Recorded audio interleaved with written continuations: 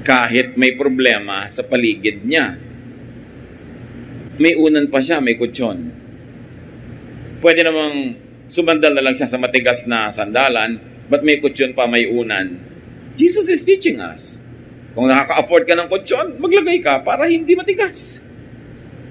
Para mas masarap ang tulog mo, para maginhawa. Huwag puro pagtitipid, huwag puro pagmemenos, paginhawahin nyo yung mga sarili. At pagkatapos nun, may bagyo na worried ang lahat, tulog siya. Bakit? Ano naman ang mapapala ng iba kung gising din siya? Parang, may sakit ang nanay. May sakit ang nanay, nagmumall ka pa. So may sakit ang nanay, so magluluksa na tayo lahat kahit buhay pa siya. Nasa ospital ang nanay, tapos mamamasyal ka pa. Isa lang naman ang kailangan bantay. So magbabantay tayo lahat para mamatay tayo lahat sa pagod. Para bukas, wala na magbantay sa kanya. May sakit nga ang nanay, hirap na hirap nga tayo sa buhay, kaya kailangan ko magmamasyal-masyal para huwag ako mabaliw, para ako makapagpahinga, para makapag-ipon ng lakas, para bukas meron na naman akong lakas na ibigay sa pag-aalaga sa nanay. Yung iba kasi pag may ibang nahihirapan sa pamilya, ayaw na nila mag-enjoy yung iba. Parang dapat pare-pareho nila kayo nahihirapan.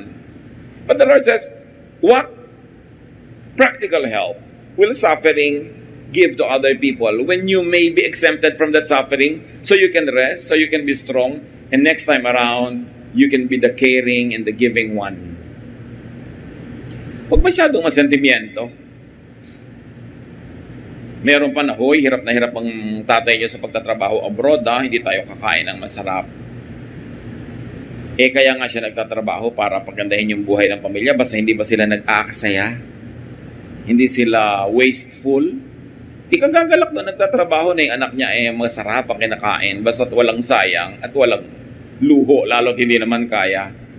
Pero hindi ko may nahihirapan tayong member ng family o friend, ibig sabihin, kailangan maghirap ka na rin. At pagpapanggap ka ngayon naghihirap-hirapan, kasi nagigilty ka na, hindi ka nahihirapan, siya nahihirapan. Assignment niya yun ngayon Ano naman ang mali mo kung kailan ang assignment mo?